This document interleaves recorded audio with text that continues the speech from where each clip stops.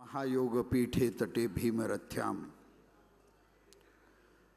वरम पुंडरीकाय दातुं मुनीन्द्रैः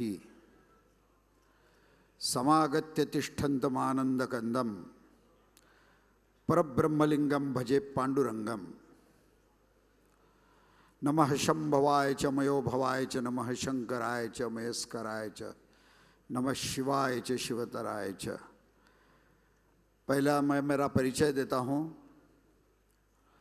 मेरा नाम है गहिनीनाथ महाराज औसेकर।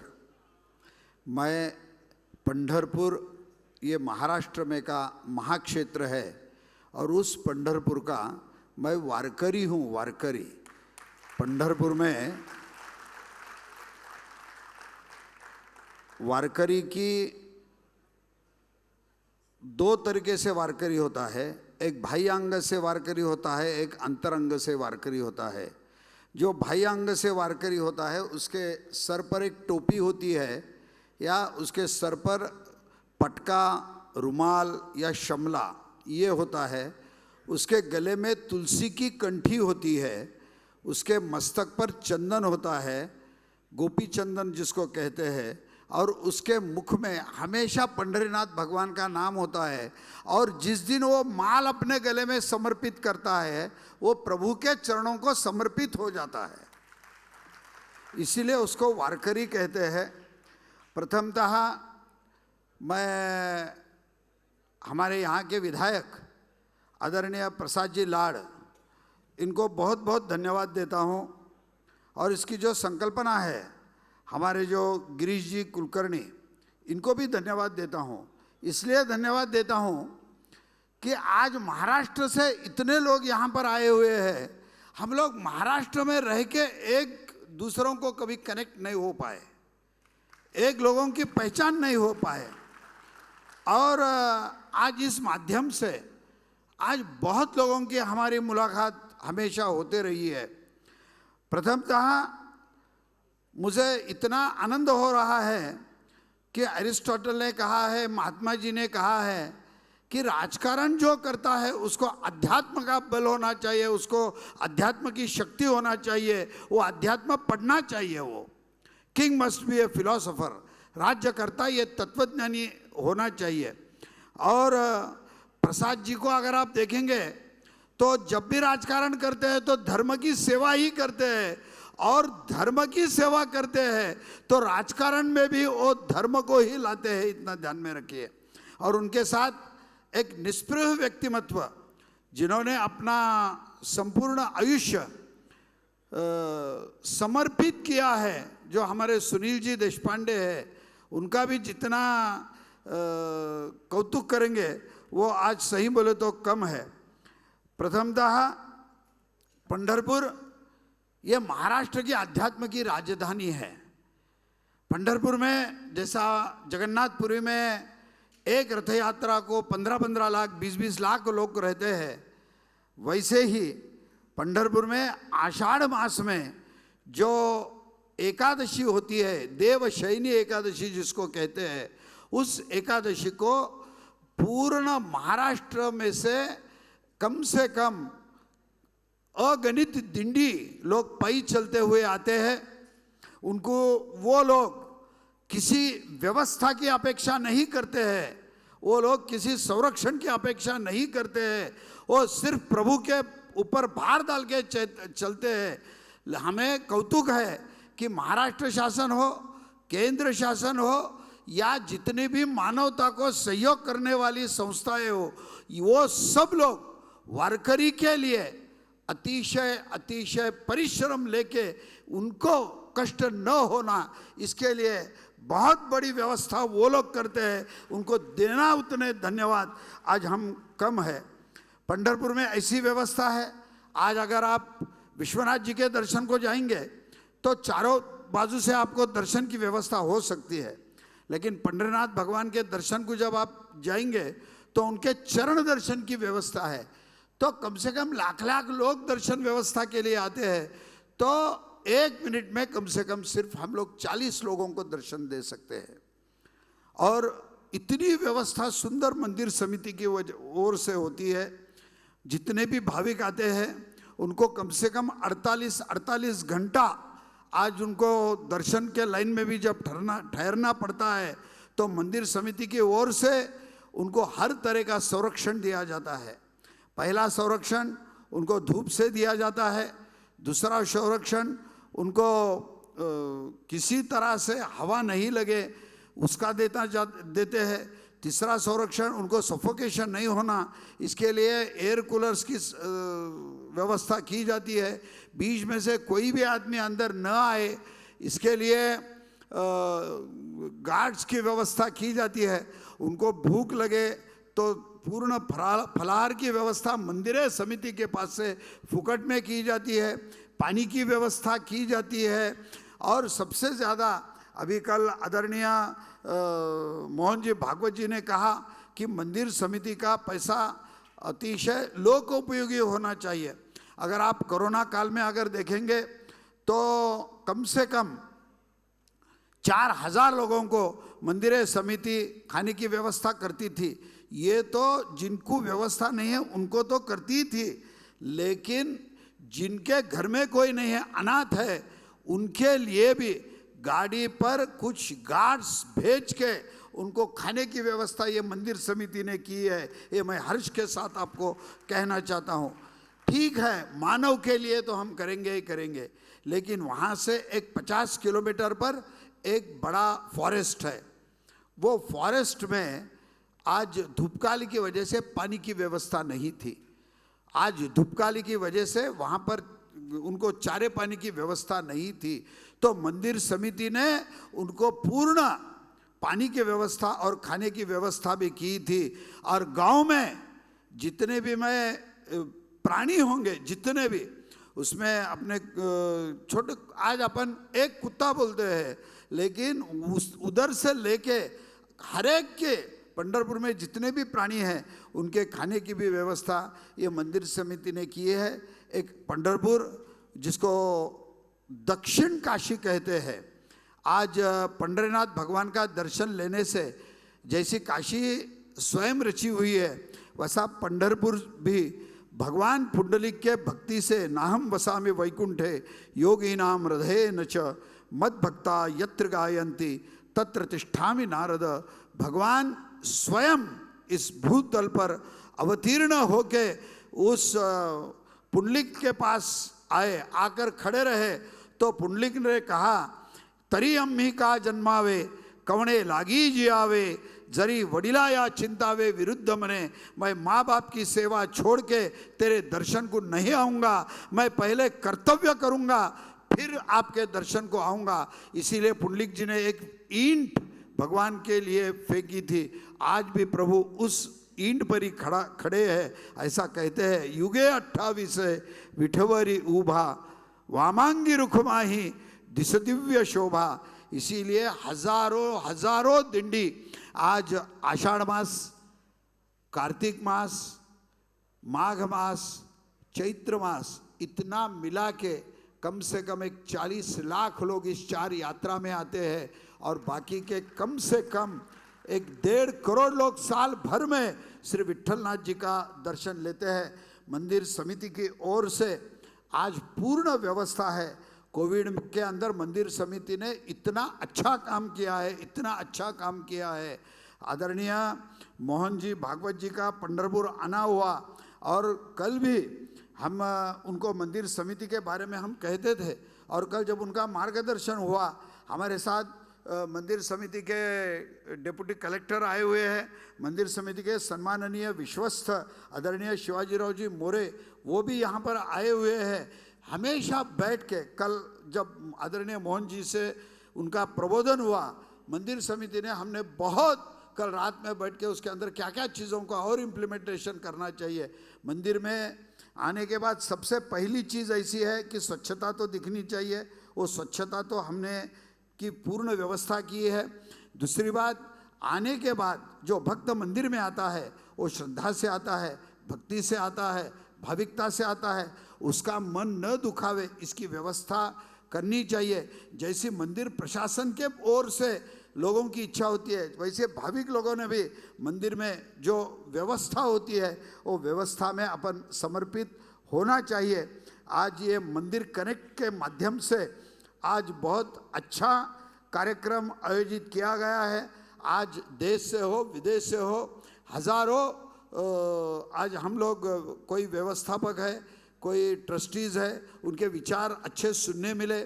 आज उनसे एकता से आज हमको मिलने का आज हमको भाग्य मिला। और इस कार्यक्रम में एक पंढरपुर का प्रतिनिधित्व बोल के मुझे आने का एक सौभाग्य प्राप्त हुआ।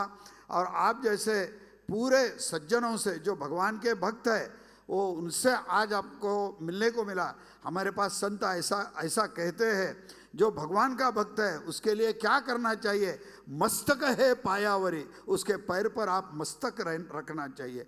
मस्तक है पायावरी या वार करी संताचा, आप लोगों को संत कहे हैं हमारे संतों ने, इसलिए आपको विनम्रता से मैं अभिवादन करता हूँ।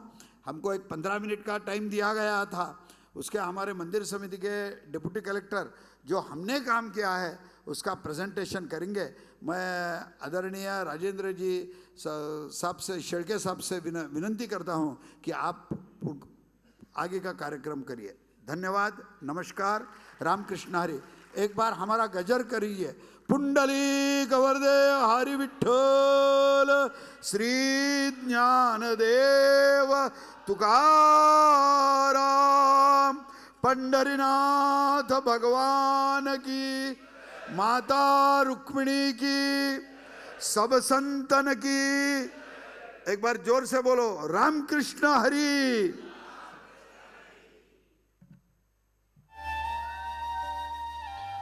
जय श्री राम।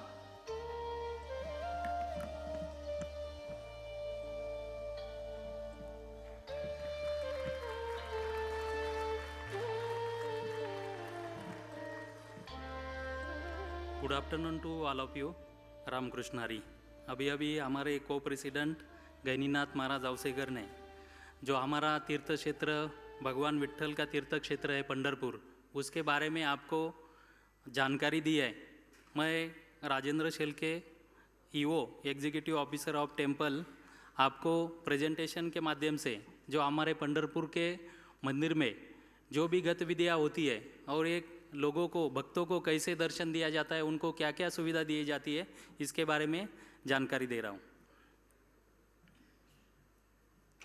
अभी हमारे गैनीनाथ महाराज ने जो पंढरपुर की महिमा बताई, यही इसमें लिखा है कि पंढरपुर कैसे स्थापित हुआ, कैसे भगवान श्री कृष्ण वहाँ पे आए और कैसे वहाँ पे पंढरपुर स्थापित हुआ।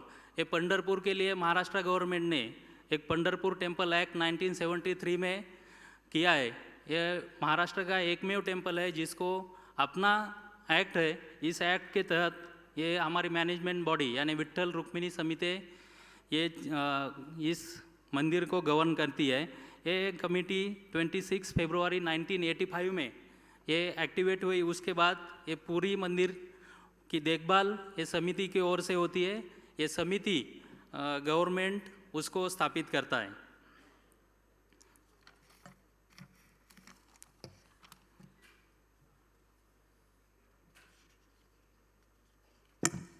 ये कुछ पुराने संदर्भ है हमारे पंढरपुर टेम्पल के बारे में। इतिहास में कोई भी ऐसा ठोस सबूत नहीं है कि ये कब स्थापित हुआ, लेकिन जो भी लिखित स्वरूप से हमारे यहाँ पे प्राप्त है उसके हिसाब से हमने ये बताया है कि ये मंदिर कब से, जब से 1300 साल से पुराना मंदिर है। 1300 साल में इसकी कुछ लिखा हुआ इतिहास इसमें प्राप्त है। थोड़ा सा चित्र स्वरूप यहाँ पे दिखाया गया है। अब जो ये पंढरपुर है, ये पंढरपुर को आने के लिए जो भी रोड्स है, कनेक्टिविटी है, केंद्रीय मिनिस्टर ऑनरेबल नितिन जी गडकरी साहब को मैं धन्यवाद देना चाहता हूँ कि उन्होंने 8 एक्सप्रेस हाईवे इस पंढरपुर को बनाए हैं। आप पंढरपुर को रोड से, रेल से और एयरपोर्ट से भी आ सकते हैं। सबसे नज़दीक एयरपोर्ट है सोलापुर एयरपोर्ट, उसके बाद पुणे एयरपोर्ट है, कोल्हापुर एयरपोर्ट से भी आप यहाँ पे आ सकते हैं। टेम्पल मैनेजमेंट मैंने अभी बताया कि ये 15 मेंबर्स की ये कमेटी होती है। एक कमेटी गवर्नमेंट उसको देता है और जो हमारे कमेटी है वो बाकी का मैनेजमेंट जो 260 to 300 पीपल्स हम वहाँ पे टेम्पल मैनेजमेंट चलाते हैं। मोस्ट अभी जो हमारे गैनीनाथ महाराज ने बताया कि दर्शन ये इम्पॉर्टेंट है, एकमात्र टेम्पल है कि जहाँ पे पद दर्शन और मुख दर्शन, भगवान के चरणों को स्पर्श करके दर्शन देने वाला एकमात्र टेम्पल है। तो यहाँ पे लोग बड़ी आस्था से आते हैं और कितनी भी लाइन लगे तो भी वहाँ पे खड़े रहते, धूप छाँव किसी की परवाह नहीं करते। पुराने ज़माने में तो कोई सुविधा नहीं थी, लेकिन अभी उनको अभी बताया गया है कि उनको पूरा शेड्स, हवा, ये सब चीज़ों से कोई तकलीफ ना हो, इसलिए मैं महाराष्ट्र गवर्नमेंट और ये टेम्पल कमेटी दोनों की तरफ से सुविधा दी गई है। यहाँ पे पद दर्शन अराउंड 20,000 लोग रोज़ दर्शन लेते हैं और 20,000 लोग 20 to 30,000 लोग मुख दर्शन लेते हैं। अप्रॉक्सीमेटली एक दिन में 50,000 लोग मंदिर के अंदर आके चले जाते हैं। ये भी भावना है कि जो मंदिर को सिर्फ राउंड मार के चले जाते हैं, प्रदक्षिणा कहते हैं, और सिर्फ टेम्पल का जो हमारा कलश है, कलश के दर्शन लेके जाते हैं वो अलग से है। तो कम से कम एक दिन में 1 लाख लोग तो रोज़ के आते हैं यहाँ पे दर्शन लेते हैं। यहाँ पे मैंने बताया कि ये दर्शन ये नीचे लिंक दी गई है, यहाँ पे भी आप ऑनलाइन दर्शन ले सकते हैं। अभी जियो के आयर साहब ने भी बताया कि जियो टीवी पे भी लाइव दर्शन है। आप यूट्यूब या कोई भी इंटरनेट पे जाकर भी ये लिंक डालेंगे तो आपको लाइव दर्शन हो सकते हैं। पंढरपुर में जो मेन यात्रा है, आषाढ़ी, कार्तिकी, माघ और चैत्री, ये 4 मेन यात्रा होती है यहाँ पे। इसमें से आषाढ़ी यात्रा ये बहुत ही इम्पोर्टेंट यात्रा है, जो कि पिछले महीने में हो गई है, जून में। इस यात्रा में जो पूरे महाराष्ट्र के कोने कोने से लोग अपने चलकर आते हैं, यही एक इनकी एक खासियत है कि ये वारी में सब लोग चल के पैदल आते हैं यहाँ से। ये कुछ फोटोग्राफ्स दिखाए, हमारी जो मेन वारी होती है, पालकी होती है, आळंदी, पंढरपुर और 10 जगहों से जो मानकरी होते हैं वो पालकी लेके आते हैं। तकरीबन ये 100 से ज़्यादा पालकियाँ होती है, लेकिन मेन 10 पालकियाँ होती है जो चलकर आती है। आळंदी और पंढरपुर जो पुणे के नज़दीक है, वहाँ से लोग ये चलकर आते हैं। चलते वक्त वो पूरी हर एक ठिकान का उनका मैनेजमेंट करना पड़ता है। जो आळंदी संत ज्ञानेश्वर महाराज की पालकी होती है और देहू की श्री संत तुकाराम महाराज की पालकी होती है, सबसे ज़्यादा लोग इस पालकी में शामिल होती है। और ये पुणे के आळंदी या और देहू से निकलती है। निकलते वक्त वहाँ पे 5 से 6 लाख लोग उसके साथ रहते हैं। ये जब भी आप ये आगे आगे चलते हैं तो आगे चलते वक्त ये मैंने आपको यहाँ पे रूट दिखाया है। टोटल 18 डेज़ का स्टे होता है। टोटल किलोमीटर होता है 250 किलोमीटर्स लोग चल के पंढरपुर आते हैं। इसमें कोई व्हीकल यूज़ नहीं करता।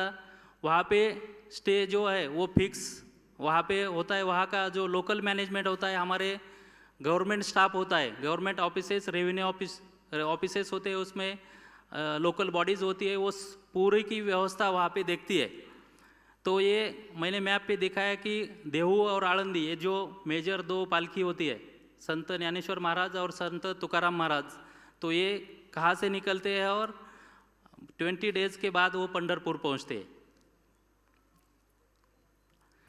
ये लोगों के लिए बहुत, ये देखने के लिए बहुत आसान है, लेकिन जब 10 लाख लोग साथ में आते हैं, किसी गांव में ठहरते हैं, तो उनके लिए जो सुविधा करनी पड़ती है वो बहुत बड़ा टास्क होता है। पहले आपने कहाँ पे भी देखा हो, सुना हो, 10 साल से पीछे गए तो बहुत ही असुविधा थी, स्वच्छता ये बहुत मेजर इशू था। लेकिन अब इस ज़माने में इस साल आप देखे हो तो सबसे इम्पोर्टेंस हमने किसको दिया है, तो वो क्लीनलीनेस को दिया है, स्वच्छता दिया है। पूरी वारी यानी पुणे से पंढरपुर तक पूरा ODF फ्री कर दिया है। ये हमारे गवर्नमेंट का बहुत बड़ा सक्सेस है कि आप वारी आगे जाने से पीछे कोई भी कचरा, कोई भी इशू नीचे नहीं रहता है। नहीं तो पहले जब पालकी आगे जाती थी, पहला स्टे पुणे में किया, पालकी आगे गई, जहाँ पे रुकती थी वहाँ पे इतना हेल्थ का इशू होता था, सैनिटेशन का इशू होता था।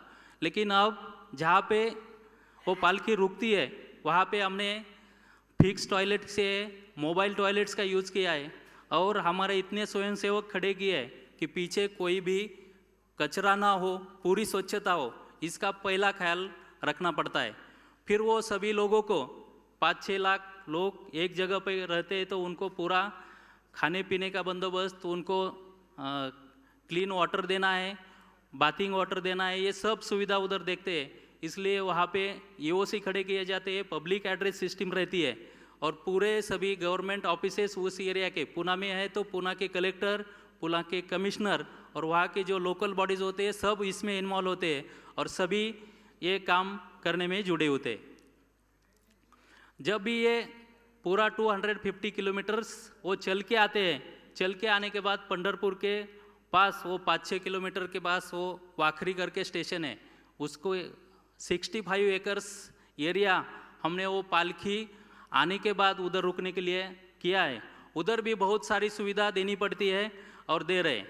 उधर भी सबसे पहला रहता है अपना पूरा स्वच्छता हो, उनको ठहरने के लिए जगह हो, वहाँ पे उनके लिए टॉयलेट्स, बाथरूम, चेंजिंग रूम्स हो, हिरकनी रूम्स हो, ये सब उधर हमने बनाया है।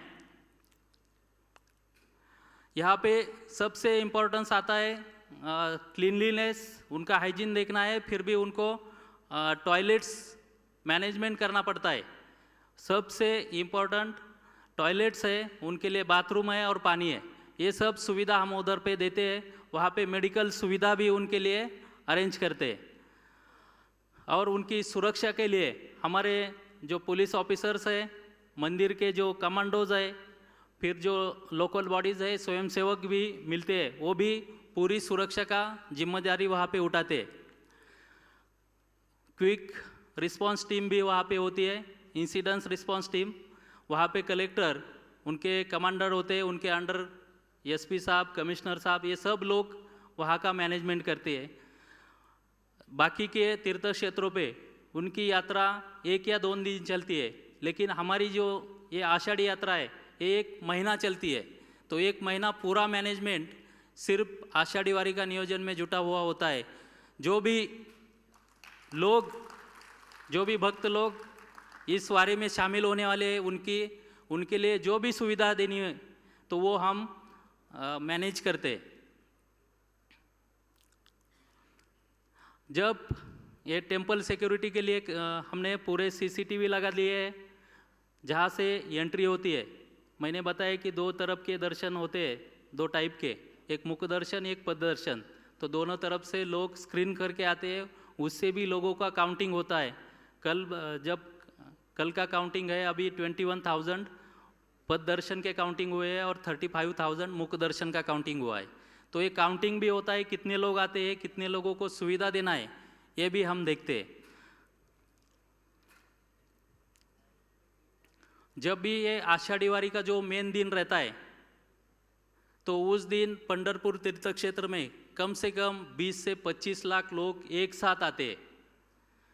लेकिन लोगों की भावना है, भक्त लोगों की भावना है कि मंदिर के अंदर जाकर ही दर्शन ना ले, कोई कलश का दर्शन लेता है, कोई मंदिर को एक राउंड मार के प्रदक्षिणा बोलते हैं, उसको प्रदक्षिणा मार के चले जाते हैं तो उनकी वारी कंप्लीट होती है। तो ऐसे टोटल 20 से 25 लाख लोग एक दिन में उस पंढरपुर में रहते हैं, बहुत बड़ी भीड़ रहती है, लेकिन भगवान ही उनके साथ है, तो भगवान ही उनकी पूरी व्यवस्था देखता है। हम तो सिर्फ जितना हो सके उतना मैनेजमेंट करते हैं उधर। तो उनको ये सब फैसिलिटीज़ हम वहाँ पे देते हैं। जो लोग लाइन में खड़े रहते हैं, अभी हमारे महाराज ने बताया कि जो आषाढ़ी का दर्शन, पद दर्शन लेना है तो उनको कम से कम 30 घंटे लगते हैं। तो 30 घंटे वो लाइन में खड़ा रहता है, तो लाइन में उसको पूरी सुविधा, टॉयलेट्स होते हैं, पीने का पानी होता है, खाने की व्यवस्था होती है। कई लोग उसी लाइन में सोते हैं, तो उनके लिए भी सुविधा, उनके लिए सिक्योरिटी, पब्लिक एड्रेस सिस्टम, ये सब सुविधा हम वहाँ पे देते हैं। और ये हमारी मंदिर समिति की तरफ से एक्सीडेंटल इंश्योरेंस पॉलिसी भी ली है। महाराष्ट्र गवर्नमेंट ने भी पूरे भक्तों का इंश्योरेंस इस साल निकाला था। इस साल में पहला इनिशिएटिव है कि पूरे भक्त लोगों का उन्होंने पॉलिसी निकाला था। टेम्पल की ओर से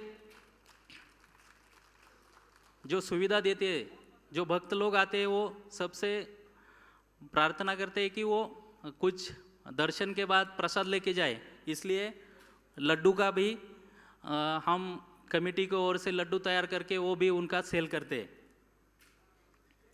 जो भी डिसेबल पर्सन है उसके लिए भी यहाँ पे मंदिर ने सुविधा की है, और रहने के लिए एक बहुत बड़ा भक्त निवास ये हमारी कमेटी ओर के चलाया जाता है। यहाँ पे टोटल 3,337 रूम्स है। यहाँ में कम से कम 15 से 2,000 लोग तक यहाँ पे स्टे कर सकते हैं। ऑनलाइन भी बुकिंग है और ऑफलाइन भी बुक कर सकते हैं।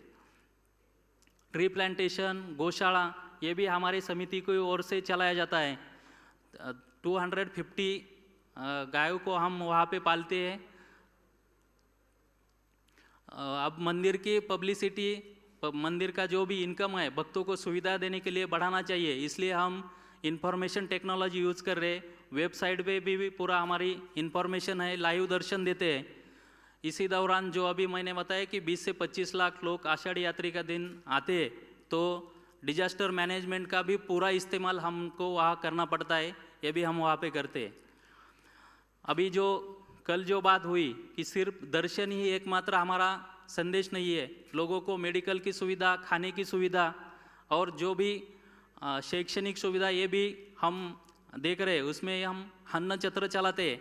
सुबह 3 घंटे, शाम को 3 घंटे में कम से कम 4 से 5,000 लोगों को हम अन्न छत्र से खाना देते। ये बाकी के मंदिर के प्लान है। इसमें अभी जो करंट प्लान हमारा जो है, महाराष्ट्र गवर्नमेंट ने 73 करोड़ रुपीस हमको दिए हैं। ये मंदिर में हम डेवलपमेंट कर रहे हैं, इसका भी मैं यहाँ पे ये कर रहा हूँ। और मंदिर के जो इनकम सोर्स है वो बढ़ाने के लिए भी सोशल मीडिया और उसका यूज़ कर रहे हैं। संत विद्यापीठ, पंढरपुर कॉरिडोर ये आगे आने वाले सब्जेक्ट है। महाराष्ट्र गवर्नमेंट और सेंट्रल गवर्नमेंट मिलके पंढरपुर कॉरिडोर बना रहे। तो ये सोशल मीडिया थ्रू हमारे जो भी प्रोडक्ट है, ऑनलाइन दर्शन है, मंदिर के बारे में जानकारी, तो ये सोशल मीडिया की तरफ से हम लोगों को देते हैं। ज़्यादा से ज़्यादा जो भक्त पंढरपुर में आते हैं तो उनके लिए सुविधा देना ये मंदिर समिति का काम है। और महाराष्ट्र गवर्नमेंट और मंदिर समिति आने वाले सभी भक्तों को एक अच्छा सा दर्शन हो और सभी सुविधा मिले, इसके लिए काम करते हैं। और जो भी भक्त हो वो यहाँ से आनंद लेकर जाए और अपने लोगों में बांटे, इसलिए ये मंदिर समिति यहाँ पे बहुत अच्छे से काम कर रही है। और हमारे जो को प्रेसिडेंट है गहनीनाथ महाराज अवसेकर और हमारे पूरे सर्व सदस्य, सर्व टीम, ये अपने भक्तों के लिए जो भी अच्छा कर सके वो कर सकते हैं। और कल भी हमने बहुत सारे तय किए विषय पर चर्चा की है, और उसके बारे में भी हम आगे आने वाले दिन में मंदिर की तरफ से लोगों को, भक्तों को सुविधा देने वाले हैं। ये मेरी तरफ से जो अभी मंदिर समिति और विट्ठल क्षेत्र पंढरपुर में क्या चलता है इसके बारे में जानकारी दी है। आपको कोई भी जानकारी और चाहिए तो खुद आप हमको मिल सकते हैं या ऑनलाइन भी पूरी जानकारी उपलब्ध है। यहाँ पे आयोजक ने मुझे बोलने की अनुमति दी, यहाँ पे मैं आपको पंढरपुर के बारे में बता सका, इसलिए मैं सभी को धन्यवाद देता हूँ। आप सभी ने ये अच्छे से सुन लिया, इसके लिए आपका भी धन्यवाद देता हूँ। जय हिंद, जय Maharashtra, Ramkrishna Hari. Thank you so much sir. अब मैं रिक्वेस्ट करूंगी गिरीश कुलकर्णी जी से कि वो स्टेज पर आएं और गहिनीनाथ महाराज जी और राजेंद्र जी की फेलिसिटेशन करें।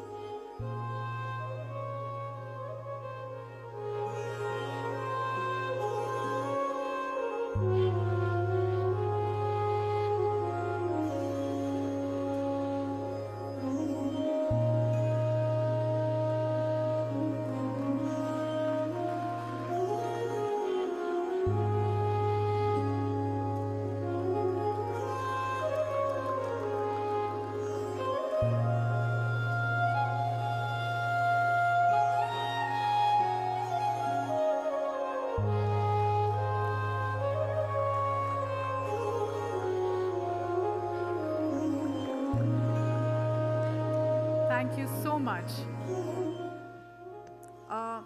What number mic is that? What number mic is that? Hello, सिर्फ मैं एक ही चीज़ बोलना चाहता हूँ।